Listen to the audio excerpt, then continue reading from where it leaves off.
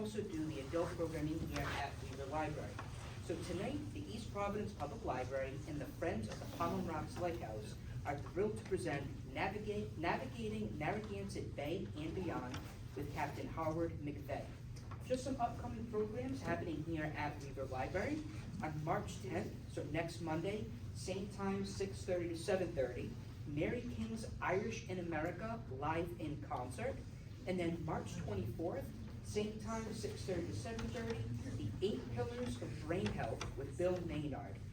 We do kindly ask that everyone please turn off or silence your phones just out of respect for the presenter tonight. And then normally I would introduce the speaker, but I'm actually going to hand it over to Cheryl from the Friends of the Palm Rocks Lighthouse, who wants to say a few words. Hi, thank you for everyone coming out tonight. We're sorry we don't have seats for everyone, but you will still enjoy, I am sure. We are very happy to have Captain McVay with us today. Captain McVay grew up in Riverside and graduated from East Providence High School. He attended Massachusetts Maritime Academy and graduated with a degree in marine transportation. He's going to tell us tonight about his experiences in his travels. He also served as an ensign in the U.S. Naval Reserve. He might talk to us about that. He spent 35 years as a ship pilot with the Northeast Marine Pilot, sailing the waters of the Narragansett Bay. So we're very anxious to hear his tales and learn about what he'll be able to tell us. As a member of the Friends of the Palm Rocks Lighthouse, we would like to invite anyone who would be interested in becoming a Friend of the Lighthouse. We have a website,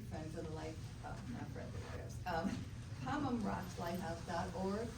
You can get information about our group and any way that you can help us or be a part of us. So again, welcome. There are refreshments. You can head on back, and hopefully we will learn a lot about navigating the Narragansett Bay. Thanks. Thank you, Cheryl.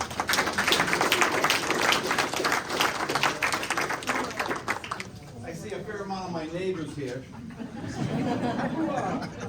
Is there something I did wrong? Just so I know the crowd in here better. Sea story versus a fairy tale. Does anybody know for sure what the difference is? Oh, yeah, my wife. A fairy tale starts with once upon a time, and since I see no kids in here, a sea story starts with this is no shit. I put that up a little while ago. That's my background. I have a long-term relationship with this library.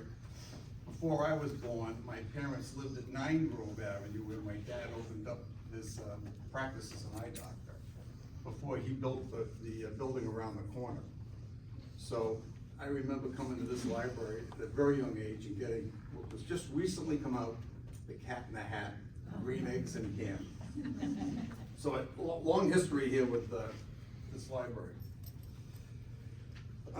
What is the job of a ship pilot licensed by the state of Rhode Island?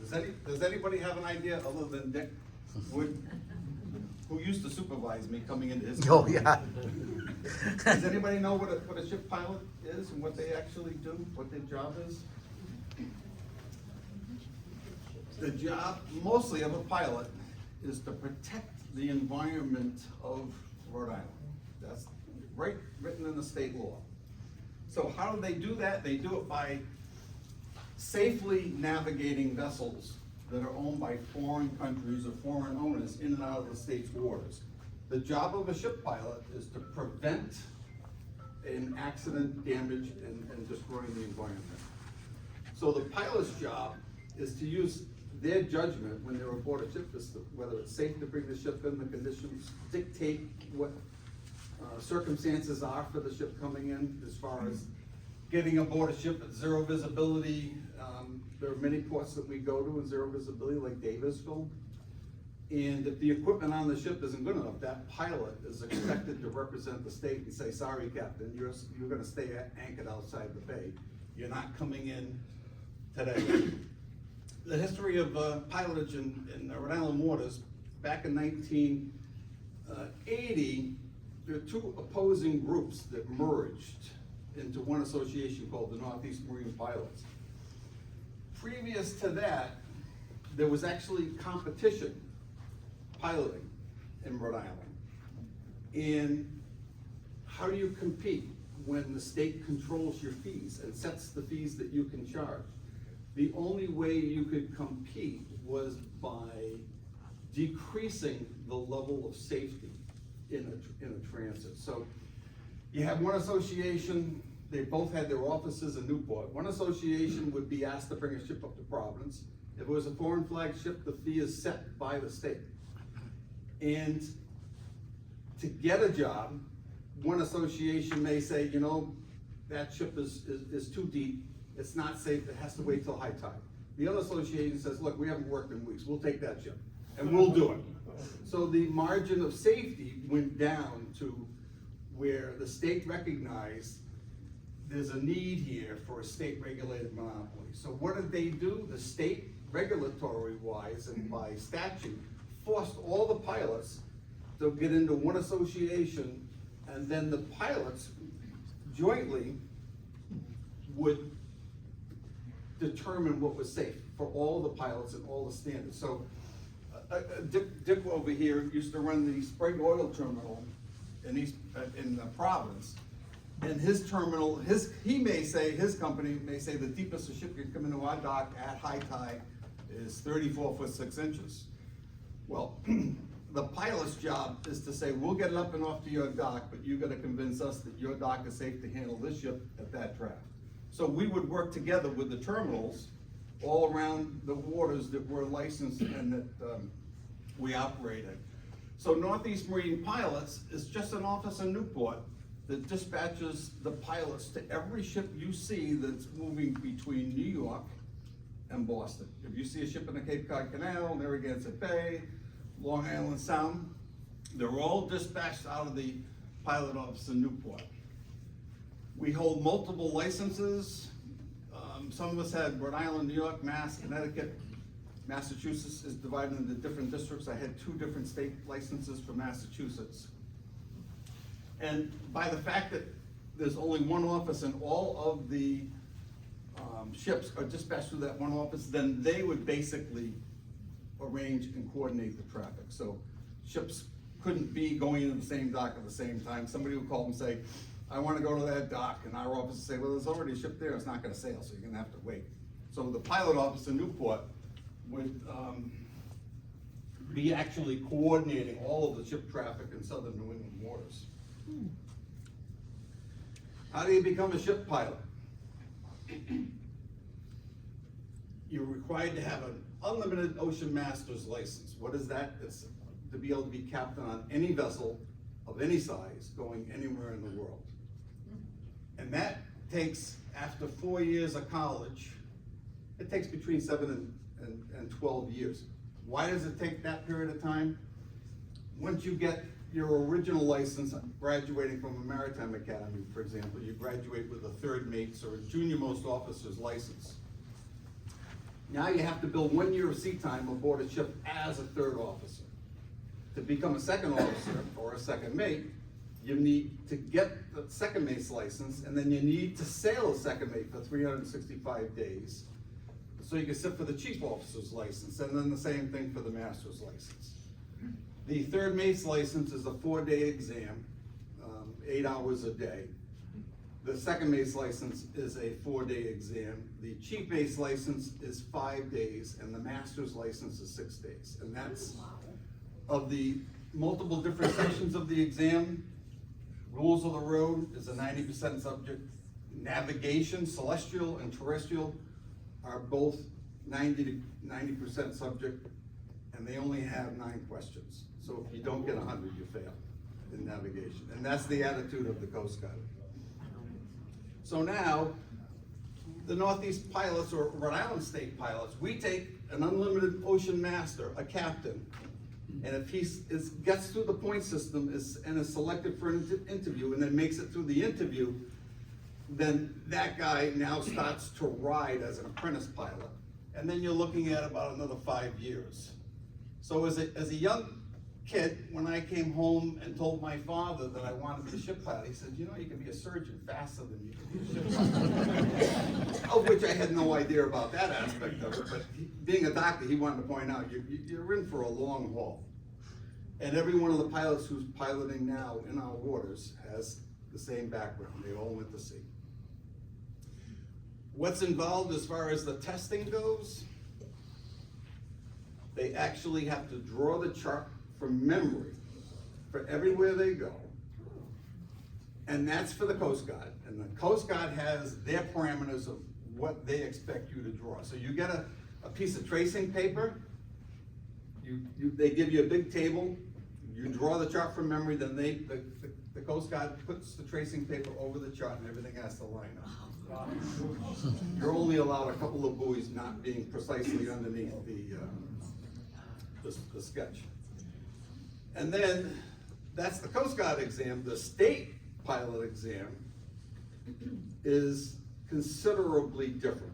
The state exam, you can't pass unless you were trained by the state pilots.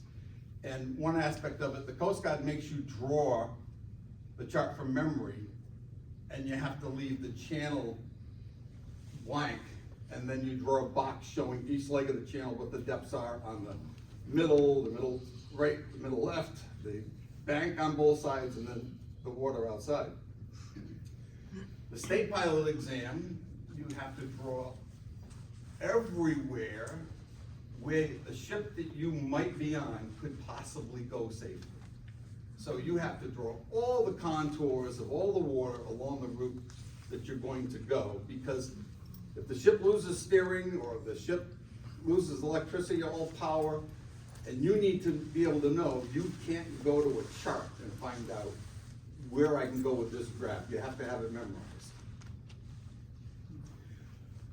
Before I go any further, if anyone has a question on a slide that I have, please ask at that time. And then when I'm all done, I'll open it up for general questions, but I'd like to keep it moving by. If you have something relative to what's up here, that's the time to ask. That is a row ship. What does row mean? Roll on, roll off. They generally have two ramps. Ramp goes down to the ground and you can drive the car up, you can drive it off. Whatever is on wheels, you can generally transport on that ship. Does anybody want to take a guess at what the capacity of that ship is for cars? 4,000 cars.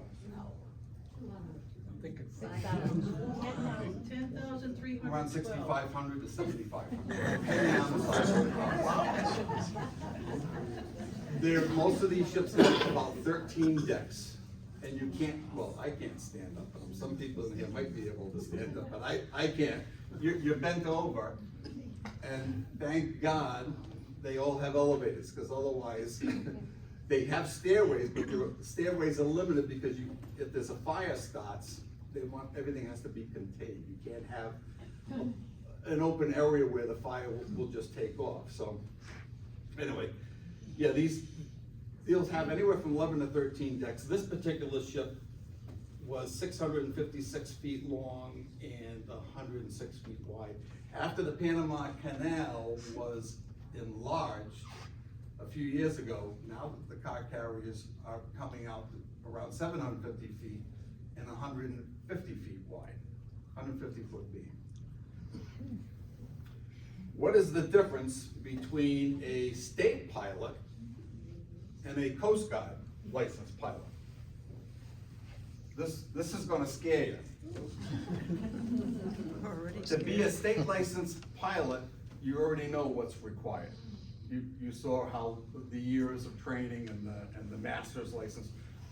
Well, a pilot licensed by the Coast Guard, I'm gonna give you an example. It didn't happen, but it could happen.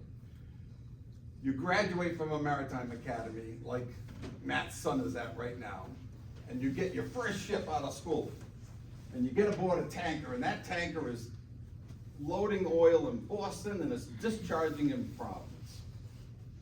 And you get on that ship, and the captain's not impressed with you, and after a few days he goes, hey, get your butt in gear or you're out of here. And after 2 months, the captain says, "You are the worst third mate I've ever seen. I can't sleep when you're on watch." They're gone. So you quit. So now that third mate goes, "Oh my God, I don't have a job." So what does he do? He goes, "Oh, jeepers, I have 12 round trips through the Cape Cod Canal, Narragansett Bay, Buzzards Bay, Cape Cod Bay, Boston Harbor. I can become a pilot." And so literally, you can go to the Coast Guard, present your trip sheets from the ship. They'll give you an exam, and they'll give you the keys to the ship. Here you go. See if you can drive the tanker through the canal. See if you can bring a ship up the Providence. You can't even get a driver's license in Rhode Island without a driving test, but the Coast Guard gives you the keys to the ship. Have fun. In Rhode Island, every 6 months, if you haven't made a transit over all the various areas where we're licensed as a pilot, you become inactive. You can't work for that waterway. So the office in Newport keeps track of where you have been to make sure that you're current with state law and state regulations. The Coast Guard, you have to make a trip once every 5 years, and you can be a ship pilot. A state pilot in Rhode Island every 6 months, or you're inactive, you have to go back and ride as an apprentice or an observing pilot.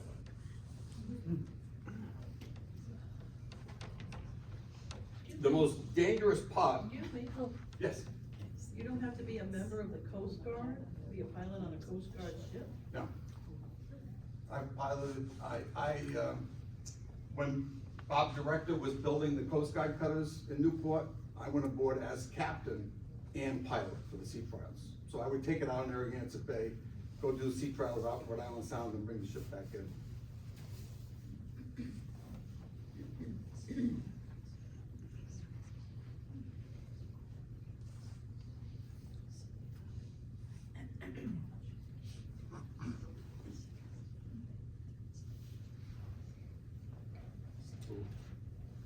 I forgot to sign it.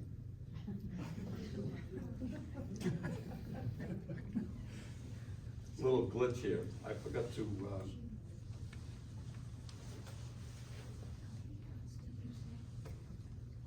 East Providence Public.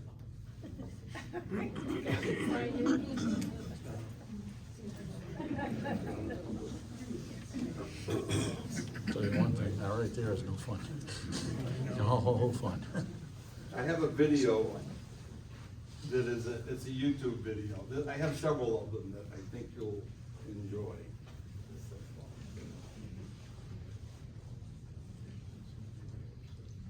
That's how they have to get out, right on that ladder. That rope ladder.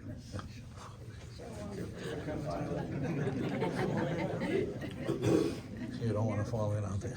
No, but it just looks so primitive.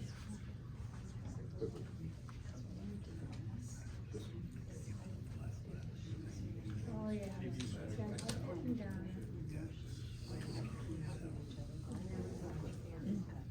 Is he gonna give a totally coming in here playing violin after?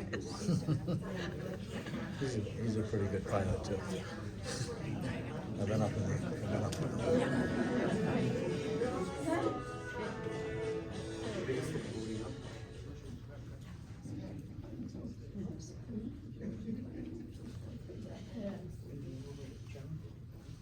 Your grandma?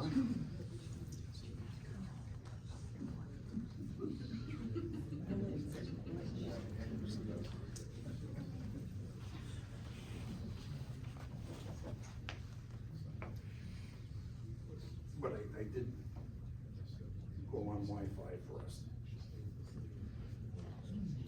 Should I start it all over? Sorry, just give me 1 second to try and see.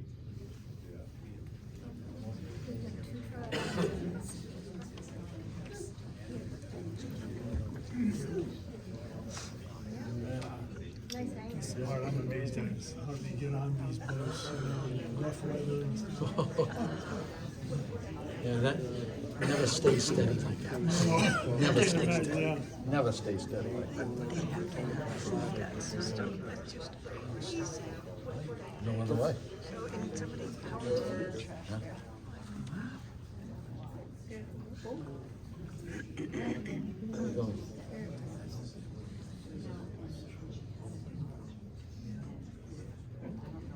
My wife and I just went on the Coast Guard 36-500, famous boat. Went for a ride on the Cape. Nice. I was doing a program for the United States Lighthouse Society on the boat. We're gonna have the people that are running the boat now. It's gonna be good. Interesting. Yeah, that was quite a story. He's amazing, this guy, boy. Oh, He's yeah, no. taken out lighthouse boat, you know. Yeah, to the lighthouse yeah, for we're gonna take the trip this He summer. should. He's really good. Makes it look easy. No, he doesn't. Does not look easy, I'm sorry. Our boat, he makes that look easy. Oh, it's Our little Palmer Rock boat.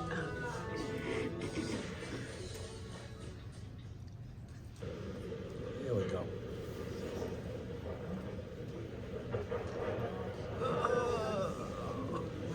Like I said, it doesn't stay still. This is the most dangerous part about being a ship pilot, is getting aboard a ship from a moving pilot boat. The ship's moving, the pilot boat's moving, pilot boat comes alongside, and the pilot transfers over to the ladder and climbs up the side of the ship. That's crazy. Did you ever go in the drink? Not yet.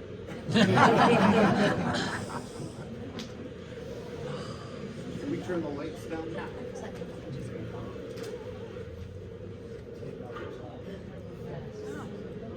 That looks easy. There we go.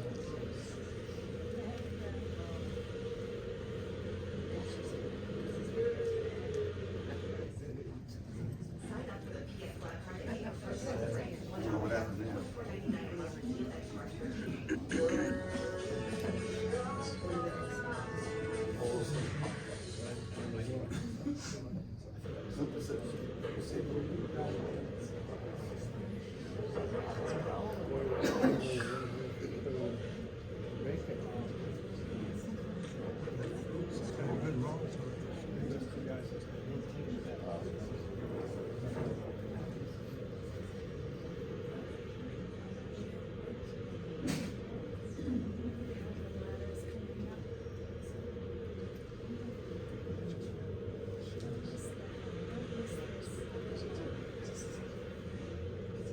So the pilot's on the pilot boat, he's gonna reach over, grab the ladder at the right timing, Oh, and then climb up quick. wow. You skipped a few rungs. Ryan, how do I get rid of these? That's what the video's ended. Let's see the collision one. Just go to the next one.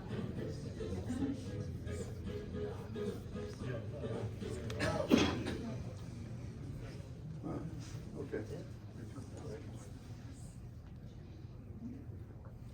This particular ship, Dick has intimate knowledge about. Yes, I do. This ship, the first time this ship came into Narragansett Bay, came into Providence, and it had to back into Dick's terminal, stern first. And what was it carrying? Salt? on that Had salt. ship? Had Road salt on board, yep. From Managua. Now, I took this picture because I was outbound on a ship as it was coming in. I think this particular trip is going into Break Point. But see all the equipment here on this side, the port side, are all hoppers.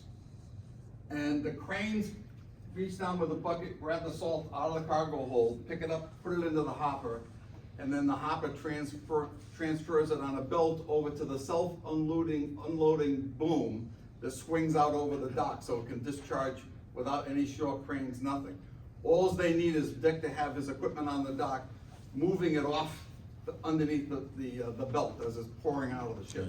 We used to have double belts that would as the salt dropped into the hopper on the dock, it would split and it would go up into the yard. And then we had bulldozers and loaders pushing the salt further up. So this big salt pile you see on Allen's Avenue, that was my terminal. And we would push salt almost all the way to Allen's Avenue and then go high with it. But there was only a certain level that the state allows us to go to. We were, had to be under 65 feet in the air. How many people in here own a boat or actively go out on the water on a boat in Narragansett Bay? Okay, most everybody. Well, I have this picture in particular, and then the next picture I have is when I took the ship out a few days later, out of port. And I want you to look at that right now. The ship is loaded from the standpoint of what is the visibility of the guy who's overseeing the navigation. What can the pilot see from the bridge? And so that's Colt Park. We're aimed down towards Colt Park. So if you're a small boat, you can see all the way down to Colt Park. That ship can't see you. It hasn't been able to see you almost since it turned Connecticut light outbound. So that means that on a ship like this, you have to keep walking back and forth from bridge wing to bridge wing to keep an eye on it. So if you're calling the ship and he doesn't answer on the radio, he's got other fish to fry that he has to stay on top of. And there's the starboard side visibility. So you can see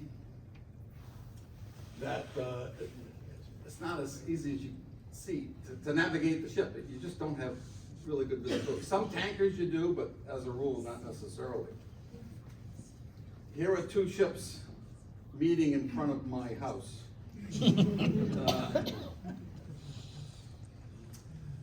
How many people in this room have heard me blow the whistle when I'm going by my house?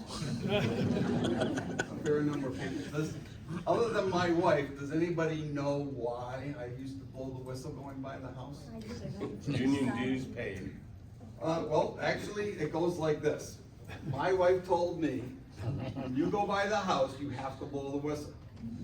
And then one day, a captain explained to me why she told you that. That's to let her know how long before you get home so she can get a boyfriend out of the house.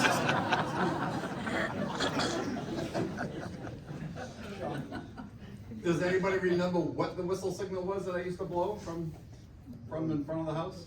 One long, two short. That's correct, right? Okay, so now, it just so happens to be that Yeah. that this picture is being taken, and I happen to be on one of the ships. And there's the view looking southbound, because I was on the outbound ship and then the inbound ship. So these are two 600 by 105 foot beam long ships passing in a channel that's 600 feet wide. The bottom of the channel is 600 feet, full depth. And there's the bride taking a picture of the two ships, hoping that we don't hit.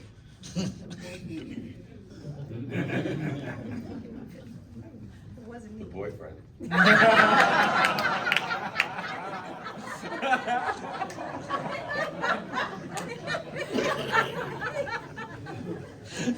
Well, under the rules of the road, there is no good reason for two vessels to collide.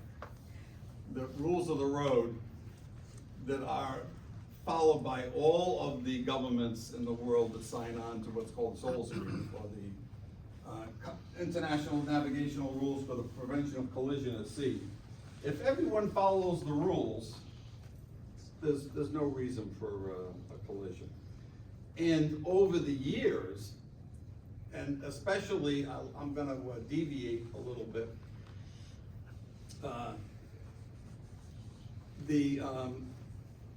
About 25 years ago, this new DGPS system came out, and there was some high-tech military applications for that equipment. And 5 guys who got laid off from Raytheon decided that they had invented this equipment, and now it's being used for the Patriot missile system, all the stuff that was not unclassified, it was all secret information. They got permission from the government to put this into a remote package that could be used by ship pilots. So they came up with what they called a portable pilot unit. And the accuracy of this system that they built in the charting program that they made was accurate to less than a meter.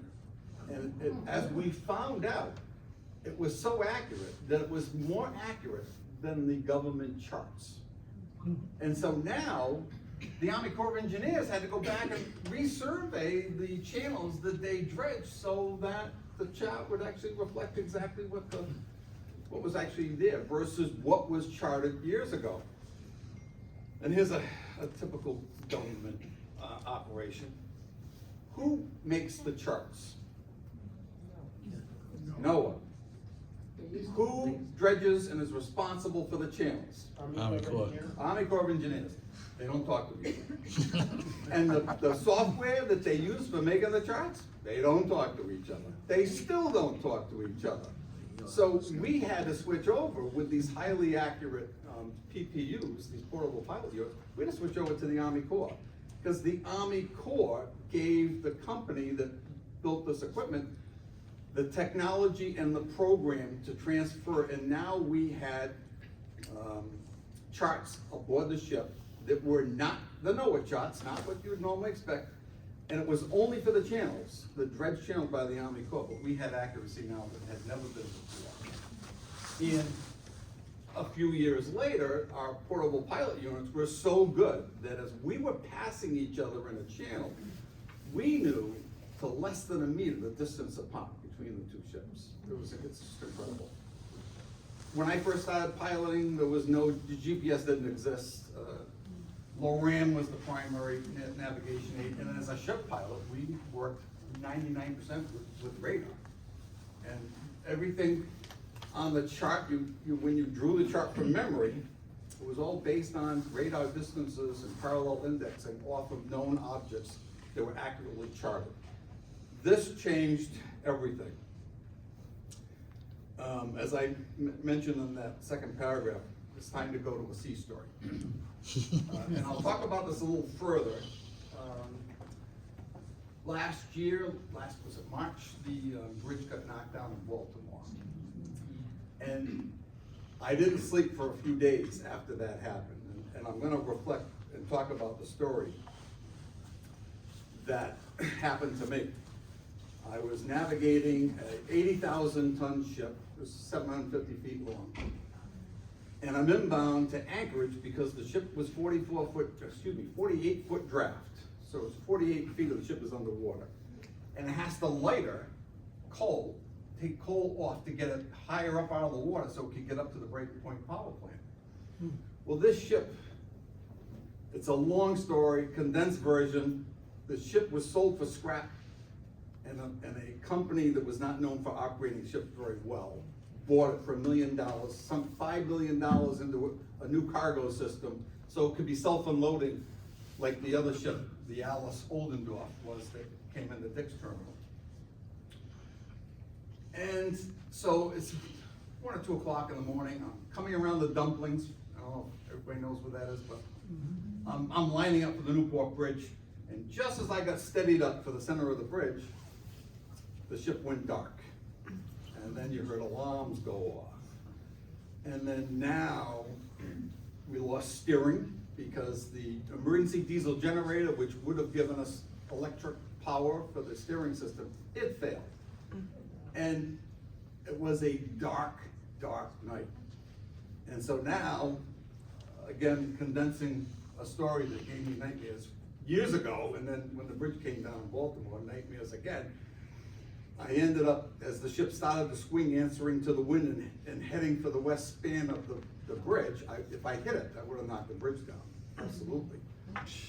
But I lowered the starboard anchor and was able, with the starboard anchor, to pull the bow back a little bit and stop it from swinging towards the west bridge above me. Then, as it started to bite in a little more, I had to lower the port anchor, and I basically steered the ship through the bridge using paying out more anchor chains so that each anchor bit in more into the bottom, and I could steer it gradually by doing that. In the Baltimore situation, the pilot called immediately, once he knew he lost control of the ship, he called to get the bridge shut down. I called Castle Hill Coast Guard, and long after I was through the bridge, traffic was still going over.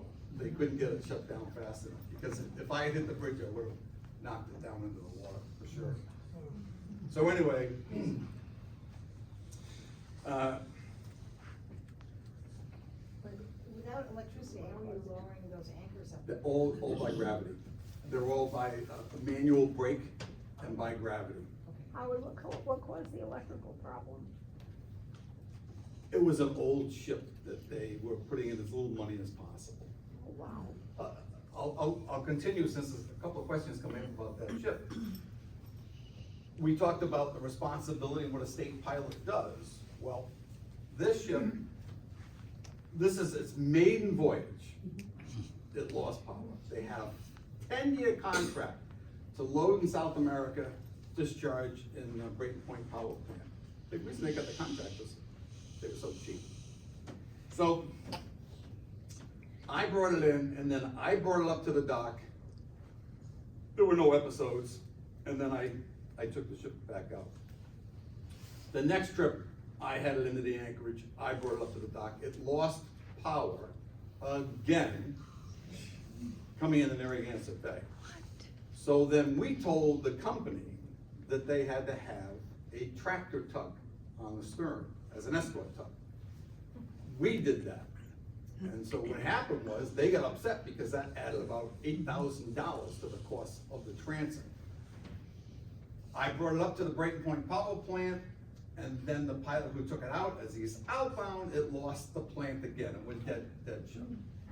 So we went back and told him, all right, from now on, you have to have a tractor tug from the pilot station out in the ocean to the anchorage. And then you need a tractor tug up to the Mount Hope Bridge. Before you get to the Mount Hope Bridge, you're gonna take a second tractor tug. And then you're gonna have a third tug and a fourth tug for docking going into the channel in the Brayton Point. So they cried foul, they tried to sue us, so we went before the State Pilot Commission. The State Pilot Commission said, give us all this documentation about what you're telling us, and we'll consider the fact that you are requiring it. We will put it into regulation. And so they put it into regulation, and the 10-year contract ended up running out about 4 because the ship owner had to pay for all the extra tugboat costs, which was considerable. So this is sort of a funny story. I'm outbound with a deep loaded scrap ship.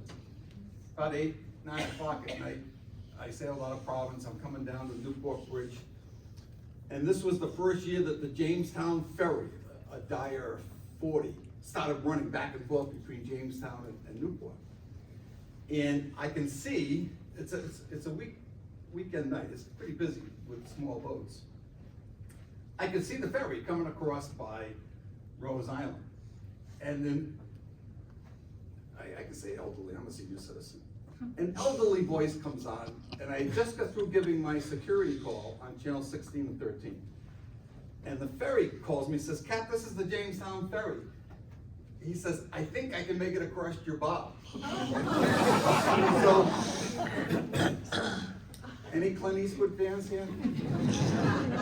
I said to him, feel lucky? He immediately slowed down, called me back and says, Cap, I'm gonna let you go by first. Thanks for not calling me punk. That's a true story. Excuse me? Is it your call for East or West Passage, or is it the ship? You run out of water at the West Passage, just past Fox Island. You run down to about 22 feet of water. And you can't get into the Quonset Channel up the West Passage with over 18, 20 feet. Not be moving fast, otherwise you'll suck the bottom and hit the bottom. I picked this video to run. No matter the weather. Does everybody hear that okay? Time when it's not awful outside, they arrive using their helicopter, lowered on a hoist to the ship below. The mission is simple. We're here to make make sure that the ships get in and out safely and don't cause, infrastructure or environmental damage. This guy, Or hit a bridge. 8 years ago, was using the helicopter, they dropped him on the deck, smashed both of his legs, and then he was dead. The pilots board the ships miles beyond the Columbia River bar to give everyone a chance to prepare. It takes knowledge and confidence to guide such a huge vessel. Good afternoon. Thank you. The pilots put together this graphic to give us all an idea of the size. Portland's Wells Fargo Tower is 546 feet tall. The ship here, 900 feet long. As we head out from Astoria, we come across a ship heading to Longview, probably to get a load of logs. The pilot on board is steering without touching the controls. And your guy Jay is up there saying 5 degrees to the right or starboard. Well, there's a couple of ways we can go directions as far as the course. One is to stay course, there, course 132. And if you want to change, say 134, little courses like that. For bigger course changes, we can write our heads. Port 10, start at 20. Get them close to where you want, maybe so the course is there.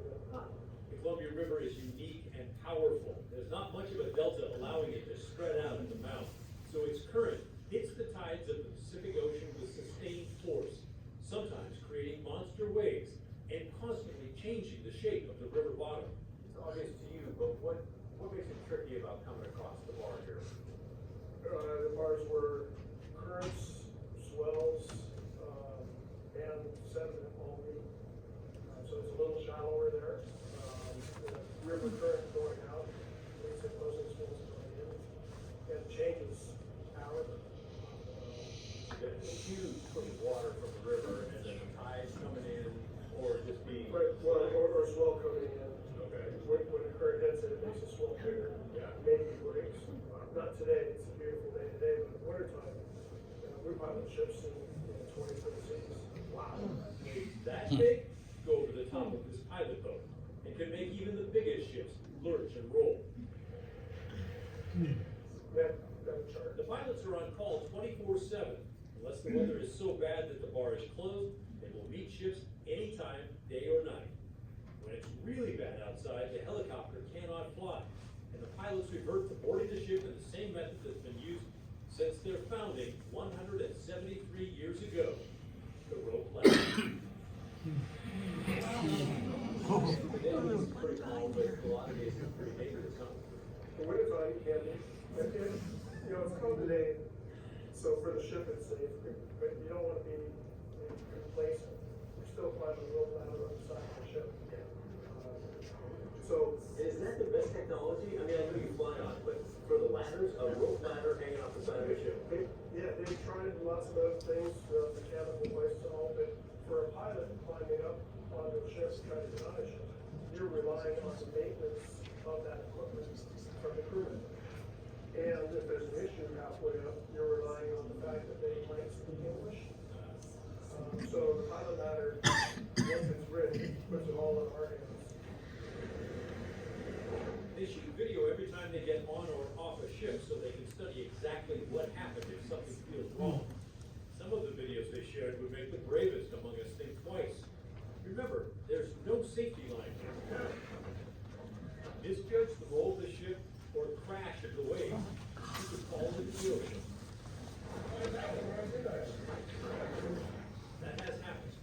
It happened with deadly consequences in January 2006. Pilot Kevin Murray was getting on the This ship guy before was third mate, second mate, chief mate, and captain of the tanker that used to come into Wilkes-Barre here in East Providence. He'd been to our house many times for dinner when he was here.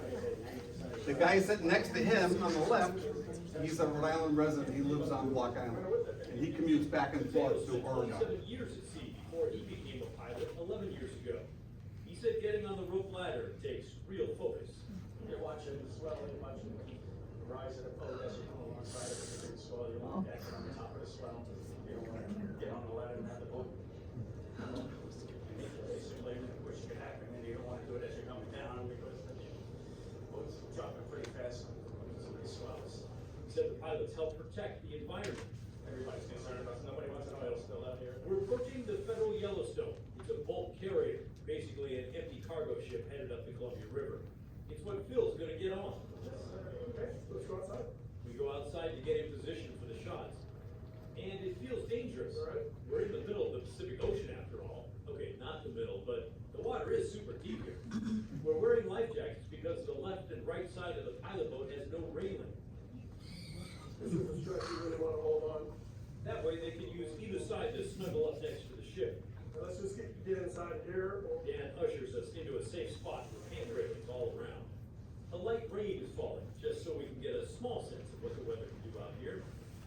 This is routine for the pilots, but for me, it felt so weird to motor up to this huge ship as it putters along waiting for us. You can tell it's empty because it's sitting high in the water. Once it's loaded, that rust will be below the water line. An empty ship can be harder to get on because it can roll more side to side. Notice it's got a harness on. As we get closer, the deckhand comes out of the pilot boat and gets strapped in. He's here to help the pilot if he needs anything at the last second. The strap to his harness makes sure he does not go overboard. The water rushing between the boat and the ship is a constant reminder of the danger here. We'll go with that side. And then it's time for Phil. He's wearing a helmet just in case, and grabs that thick rope for safety as our skipper eases even closer to the ship. And then Once he gets up, we're back the boat away, so if he falls in the water instead of on the boat. just like that, he's on board. In 2.5 hours, he'll have the ship across the bar and waiting at anchor in Astoria for the river pilot, who will guide it to it. Needless to say, it's dangerous. In 2006, we had 5 pilots die. And he was, Doug was the first one, he started the ball rolling. Then a pilot in Hawaii, the president of the Hawaiian Pilot Association, he fell off between a cruise ship and the pilot boat, and he got chopped up by the propeller and bled out before they could get him ashore. My wife and I had been with him 2 months earlier.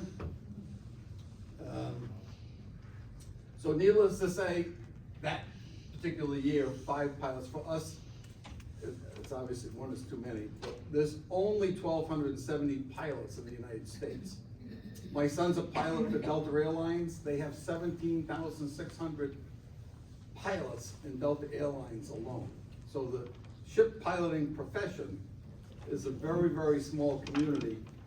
We all go to the conventions together, everyone gets to know everybody, and everyone's always exchanging information on how to be safer, how to stay alive in the business. If So- you're piloting a ship outbound, how do you get off? Is it the same thing in reverse? You have to go down the ladder? It's and worse get up? getting off when it's bumpy. You saw pilots getting on, and what you're doing is you're looking ahead and looking at the swells coming. And then you're watching the boat go up and down, and you see the swell coming, and you wait until you catch the top of a wave, grab the ladder, and let the boat fall out from underneath you. We had about 15 years ago, our vice president of our pilot association, he fell off at Point Judith, he fell off the pilot boat. When he went down, fortunately, his vest did not inflate quickly. And he said, I watched the pilot boat propeller go right by me.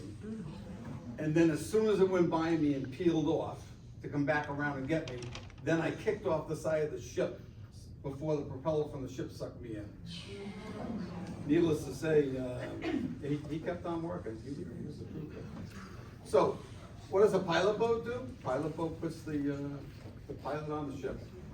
And a pilot boat operator, very difficult job. They really have to have excellent hand-eye coordination, a very good feel.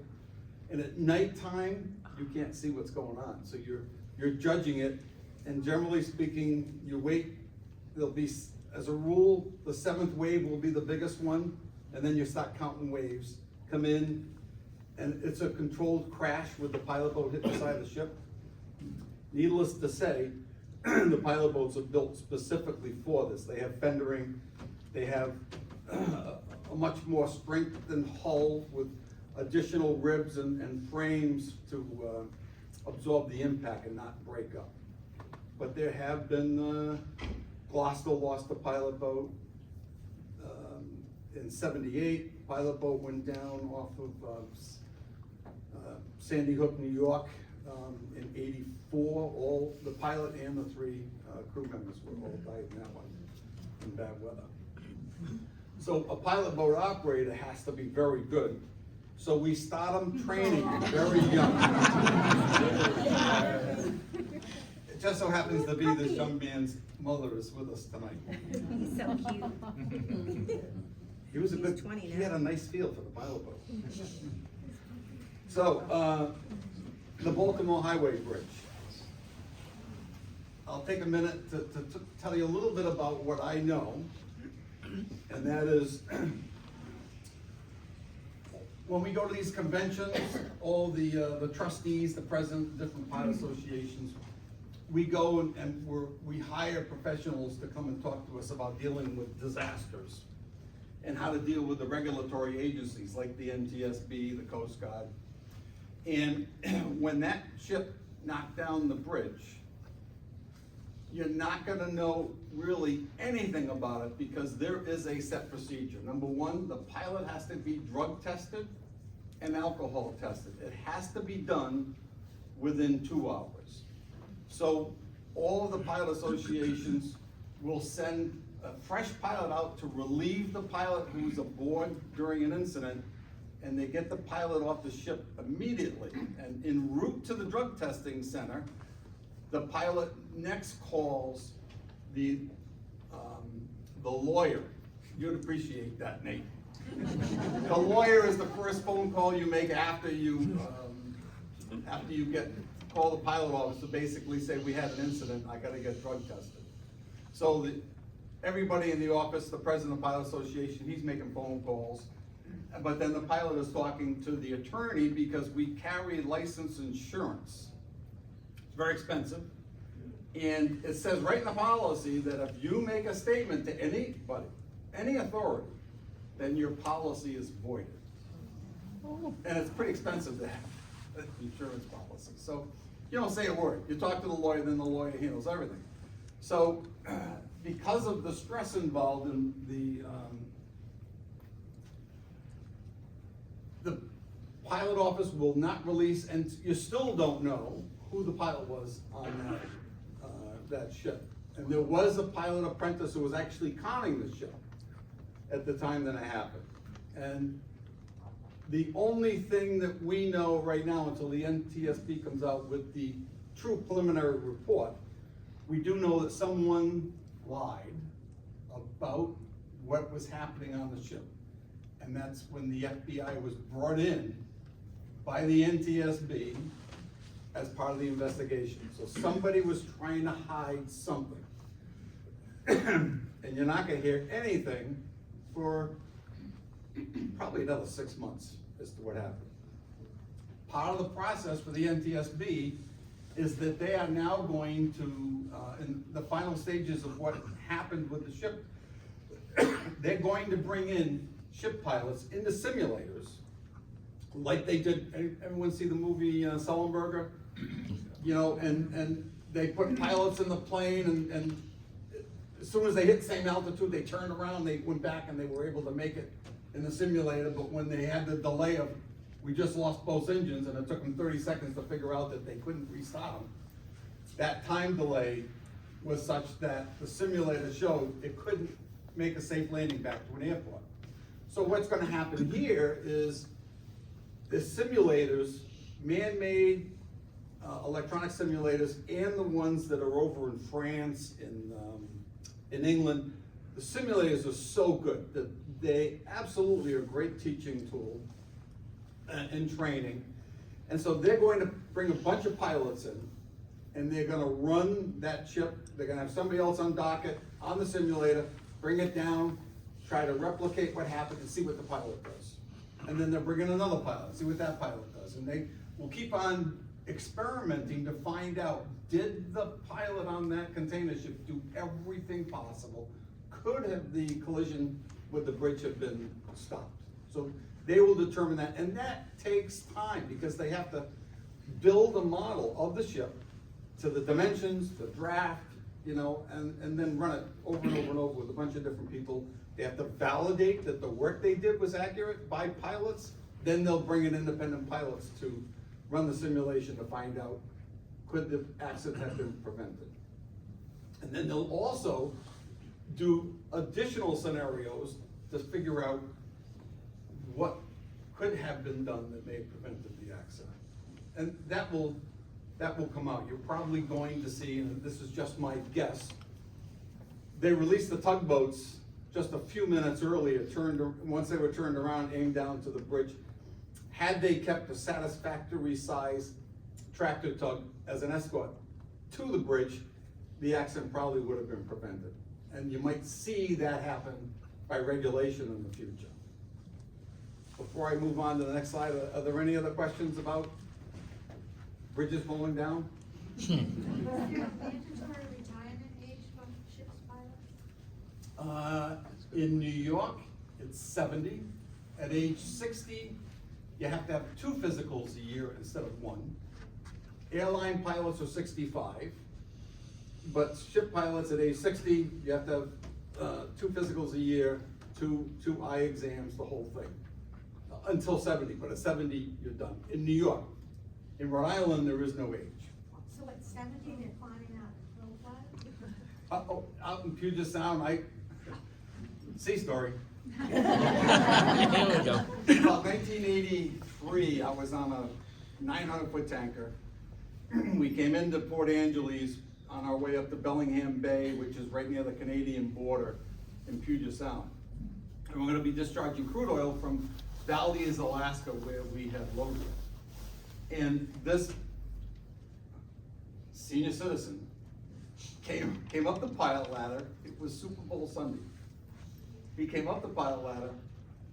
We served him a big steak dinner, and he's sitting right in the middle window of the ship. I'm on watch. Normally the captain would be on the bridge of the ship, as well as the pilot, and then the helmsman, and the officer of the watch. So I was the officer of the watch. I was the chief officer. I was already working as a pilot on my time off. The captain and I shared the ship for 2 years. We had worked together a long time. We've known each other for 7 or 8 years. So he trusted me to go down and leave me with the pilot and the helmsman to him to go and watch the Super Bowl. And the pilot is sitting in the chair. I'm monitoring him, and we're coming up to the first turn, and he's not saying anything. He's not doing anything. So then I got up and I looked over close to him like this to see if he's breathing. And I just said, "Pilot?" And I tapped him gently. I said, "Pilot?" He didn't move. So I gave the order. I made the course change. I straightened out. I went over to the phone. I called the captain. I said, "I think I just relieved the pilot from duty." He goes, "You did what?" I said, "He's sleeping. Or he's dead. I don't know which. But I'm not paid enough to wake him up. You're the captain. You come up here and find out what's going on." He goes, "You okay?" I go, "Yeah." He goes, "They're in overtime. I'll be up after that." Needless to say, I went another hour and a half while the pilot was sleeping. Turned the ship around, made the tugs fast. I had it right off the dock. The captain comes up. The pilot is still asleep in the window. And I said to the captain, "You're waking him up." "I'm not waking him up." And he nearly had a heart attack when he saw the dock right there, the tugs. And the captain says, "Here's the radio. The tugs are all on the channel waiting for your orders to dock the ship." And he docked the ship. So there's no retirement age. There wasn't up in Puget Sound. Did he lose his job?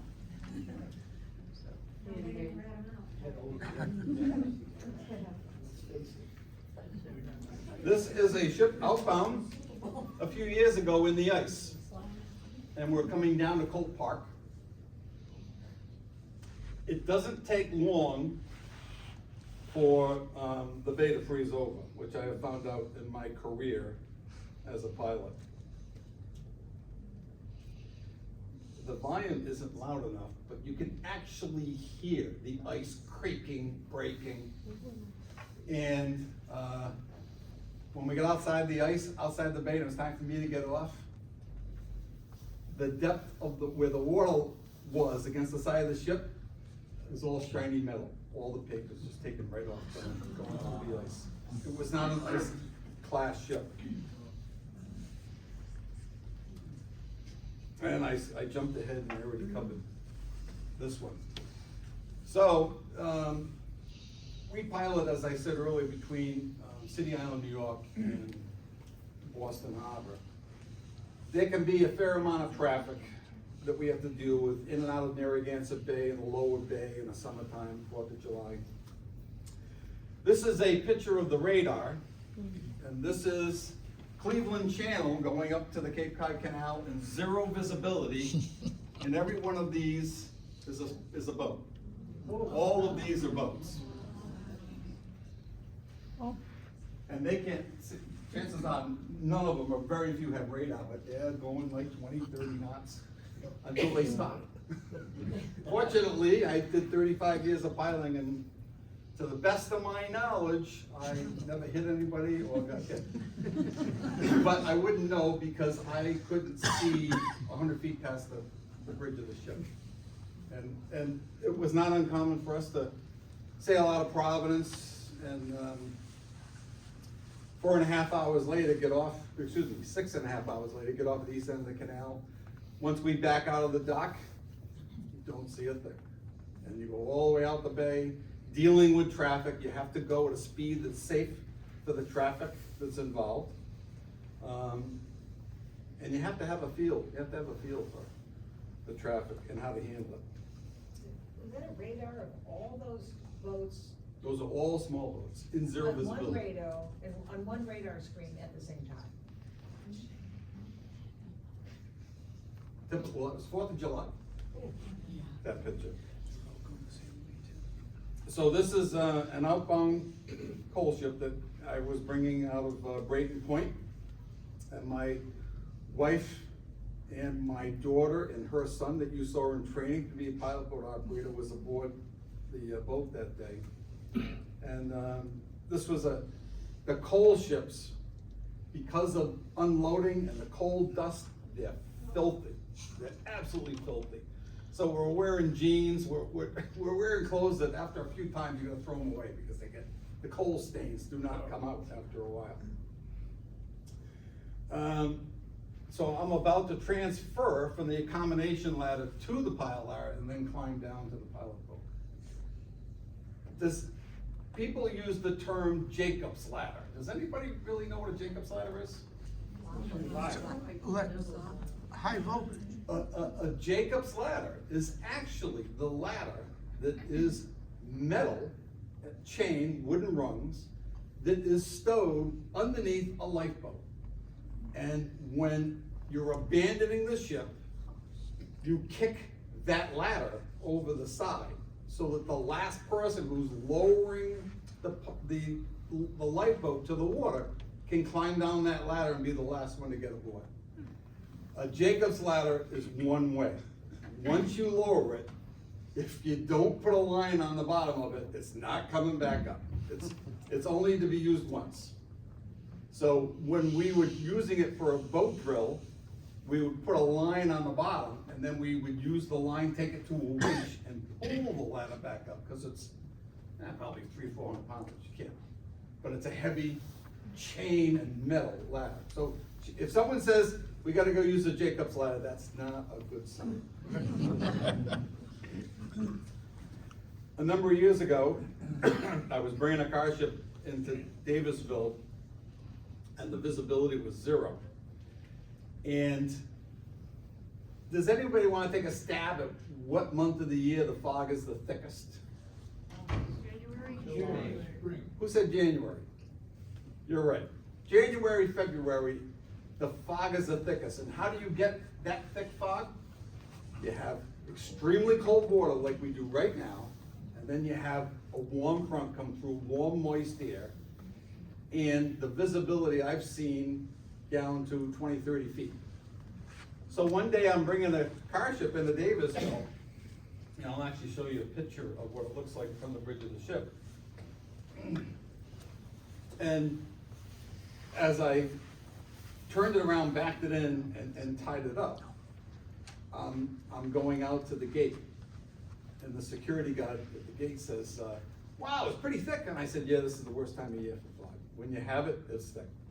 He goes, well, guess what? The agent came down after the line handlers left, after they tied up the ship, and he came back, and within a couple of minutes, he was leaving. I said, where are you going? You didn't clear the ship. He goes, there's no ship there. He said, the line handlers said they tied the ship up. And so he had to go back and clear the ship for the government. Another time, does anyone remember the Brent Reef Tower? Yeah. I was getting aboard an Argentine cargo ship at 2 or 3 o'clock in the morning. Nasty seas. And by the time I got up to the bridge of the ship and looked out the window, and it was southeast blowing 30, 40, 50 knots. And I get to the middle window to try to look to see if I can see anything out there, and there I see just like that. The tower, and the ship is aimed right between two of the legs.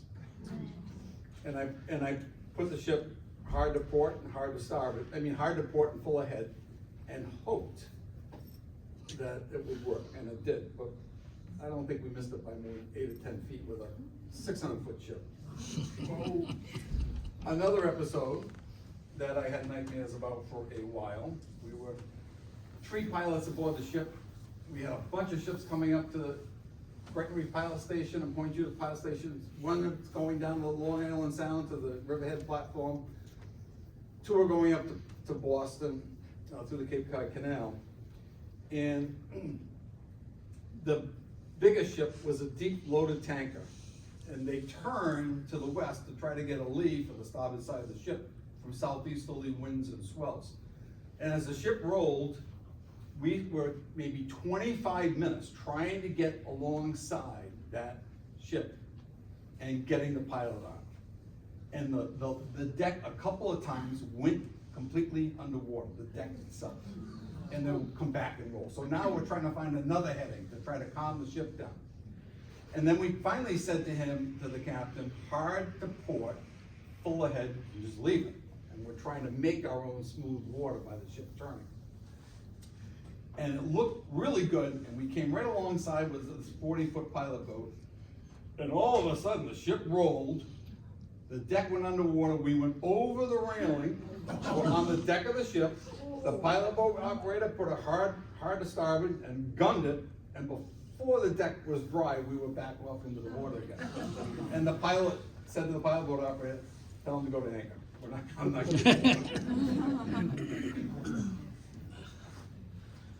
Here's one of the Grimaldi ships that run up to Providence to load used cars for West Africa and for Saudi.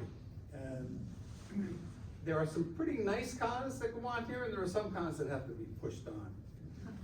The nice cars are the ones like the Mercedes, the Lexuses that were just coming off a 3-year lease or a 2-year lease, and then they're shipping them over. There's no tariffs if it's a used car and it has over 12,000 miles on it.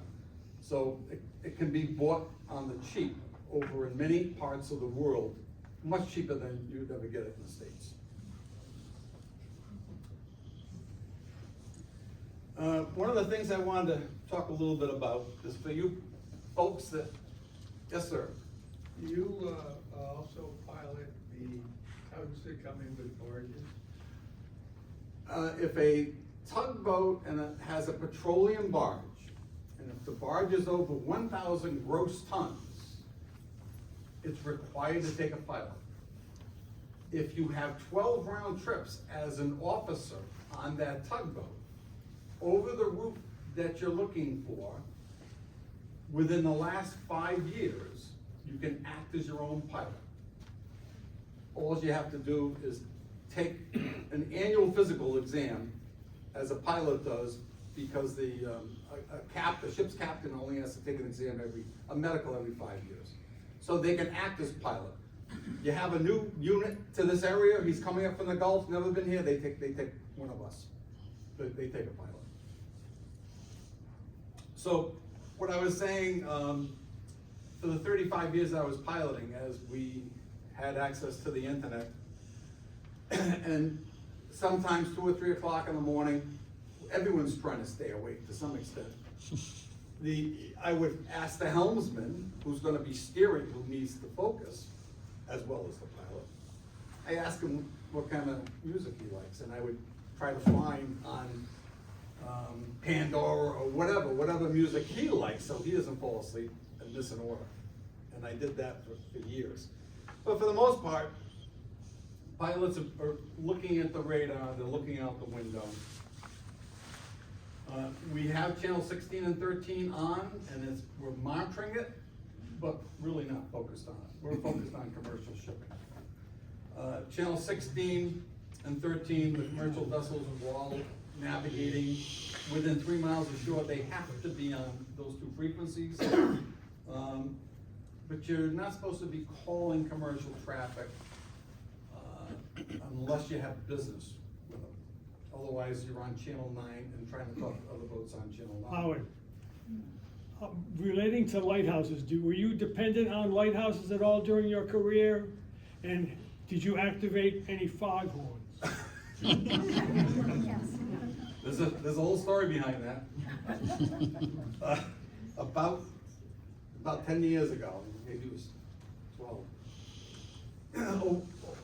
Some rather wealthy people who moved in by Castle Hill Light in Newport complained to the Coast Guard that the fog signal wakes them up when it's foggy. And the Coast Guard says, well, that's what it's supposed to do. Not wake you up, but it's supposed to alert boats to where the lighthouse is in the fog.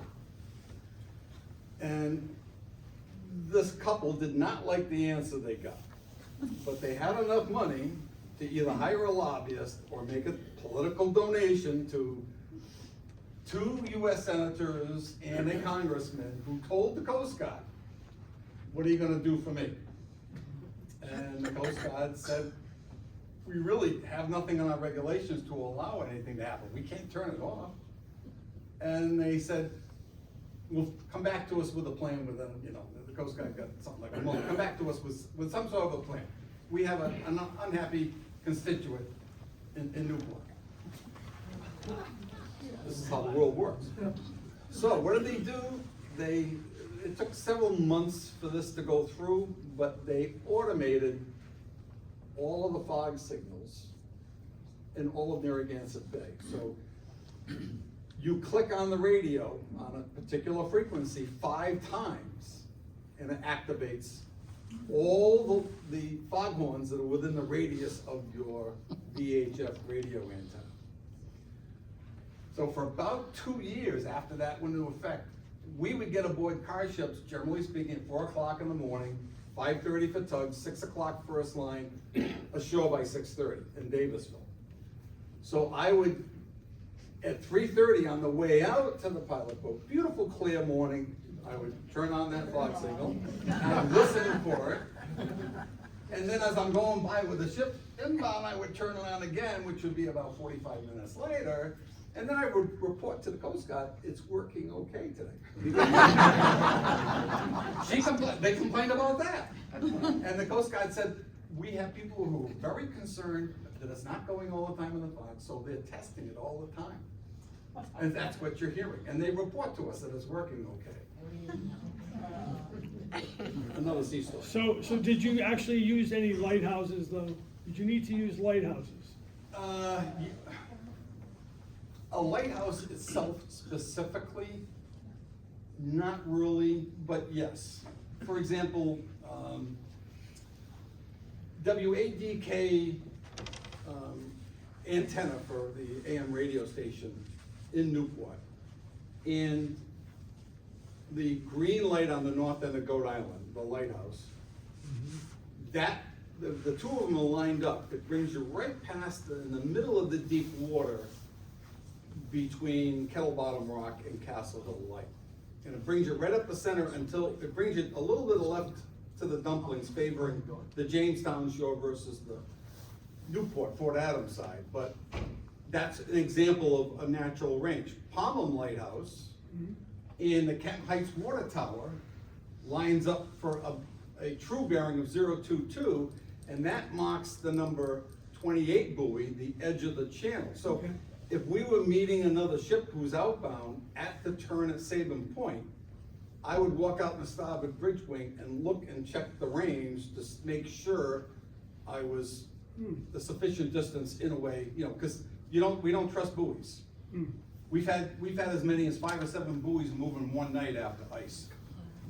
You know, so we don't navigate by buoys alone. And of course, this is before we had the PPUs, the high-end computers that we carry, which the state paid for in an attempt to provide an additional level of safety for Rhode Island's environment.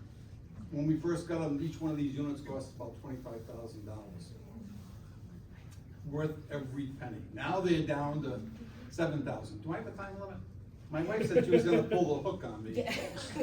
Yes, we do close at about 20.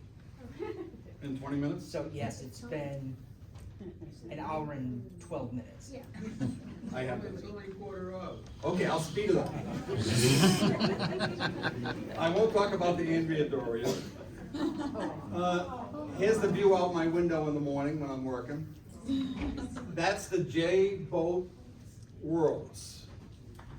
Anybody know what a J-Boat is? This is beautiful. So this is a few years back, they had J-Boat Worlds in Newport. And a funny story about this is there's a J-Boat that you can't see on the other side. So you had, I think there were 8 of them.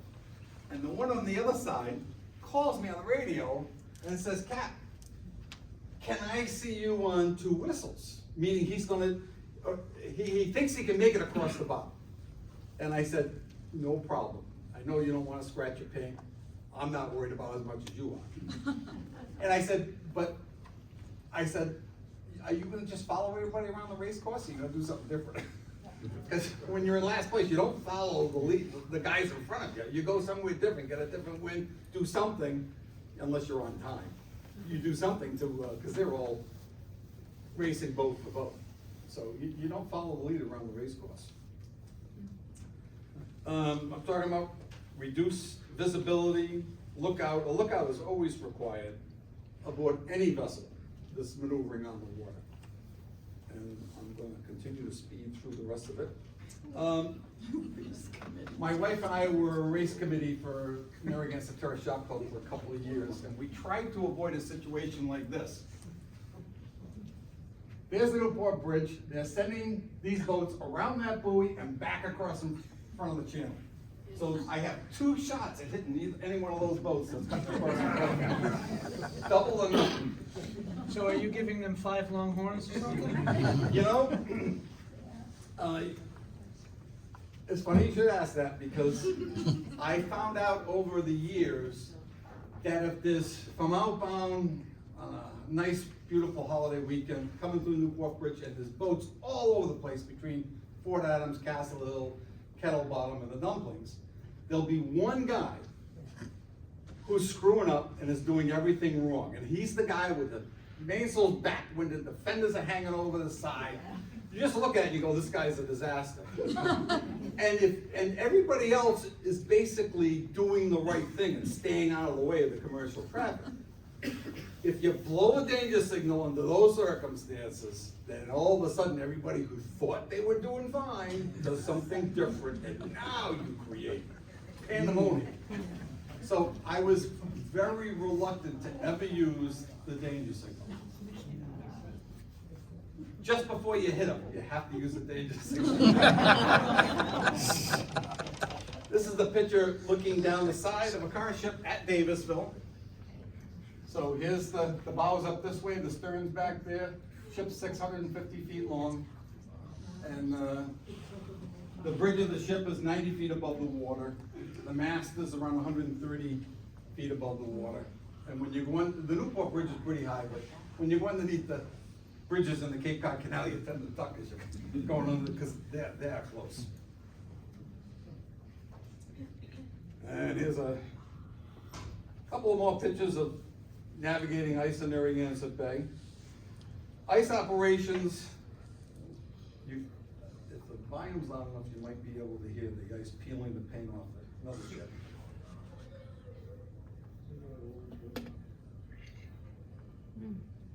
Will the ice affect the steering? Yes. What about the prop? And most of the time, ice in Narragansett Bay, everything's on the surface and the propeller's deep enough down that it's not impacted. As the terminal supervisor over here would tell you, ice operations are very different and they affect us all in different ways. If I brought a ship into his dock in ice and he didn't maintain the dock ice-free, I bring the ship a few feet off the dock and push the ship sideways with the tugs, the ice could break every single piling right through and the dock would fall in the water. And that's happened. It happened over in Tiverton. Not right. Not me. Dick, it didn't happen with Dick. So what do?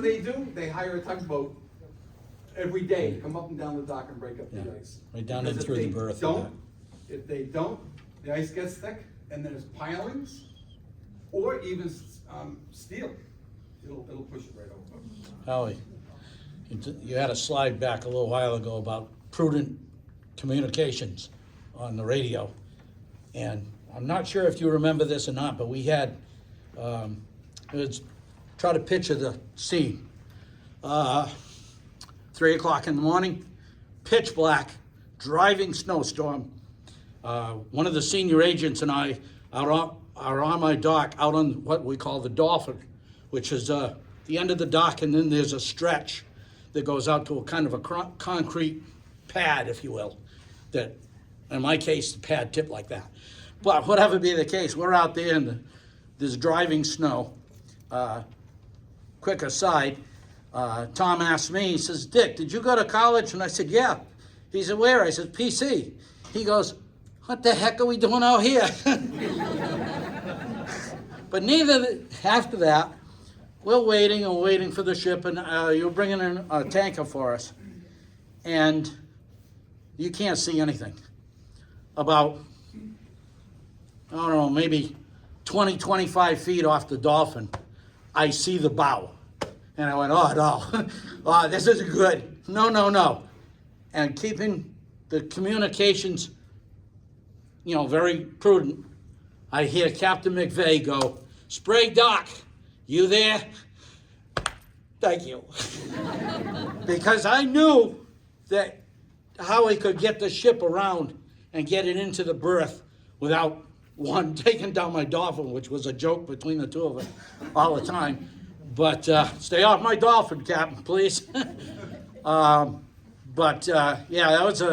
that was quite the transit. And when you got it positioned, and as they bring the ship in, as the pilot brings the ship in, you have to determine where your hoses on the dock can hook up to the manifolds on the ship.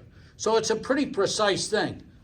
And in some cases, some of the ships that Captain McVay brought in were right up to the head of the berth. I mean, they were right in there. And so you had to be very, very careful. And you keep the conversation kind of prudent, because not only is Captain McVay talking to the dock, and I'm talking to him trying to position the ship appropriately, but he's also talking to the tugs, which were on the other side of the ship, moving the vessel in. So it's not one of these where you carry on a conversation, hey, how was supper? How's Fran doing? We don't do that. We don't do that. Everything is very, very concise. Yeah, Dick and I worked together for many, many years. 20 plus. Yep, a very good working relationship. We all got along. So, line handling boat, they can get stuck in the ice. Then you gotta try to release the tugboat that's holding you into the dock to try to get the tugboat to go over and break the ice so the line handler boat can run the lines. When was the last time you had that much ice? Remember how many Mrs. years ago? McVay, can you tell me? She's got a better memory than me. Yeah, a couple of years ago, Eight maybe? a few years 7? ago, not too many. There was one year, in second week of January, Yeah. Yeah. before we started to move. Yep, froze right over. Yeah, and the ships basically are keeping the channel free for the most part, but when it's really bad, then you gotta bring in an icebreaker. For those with small boats, when a ship is coming up to the pilot station, don't be surprised if you're trying to talk to them on the radio, but they're not talking to you because they're busy. They're gonna be testing gear, sending the officer down to meet the pilot, coming up the ladder. So it's a busy time for the ship's crew. I don't have enough time to go into the story about the blue whale on the bow of the ship that I brought in. come on. Now it's hanging in the New Bedford Whaling Museum. They had their own name for him. At the time, I called him Bluey, the blue whale. There's a long story behind that sea story. Here's a ship going into Brayton Point. The stats are right there. The tug's 110 feet long. The channel's 250 feet wide. It's a tight squeeze. You can see that behind the tugboat is the buoy marking the edge of the channel. And so as he's maneuvering, I'm trying to keep that buoy within 5 feet of his stern so it doesn't get sucked in the propellers, so I don't go aground on the other side of the ship. Now the sea story was one of my colleagues that was transiting the Cape Cod Canal with a large car carrier in zero visibility. And this vessel asked if he could meet the car carrier in the canal, and the pilot said, I can't see the bank. And he goes, the guy says, okay, I got radar. And so the pilot said to the Army Corps control station, yeah, I got no problem. If he can hold the bank, he's fine. So needless to say, he entered the canal. They didn't see each other, but that sailboat went under the bow and lost both masts. Oh.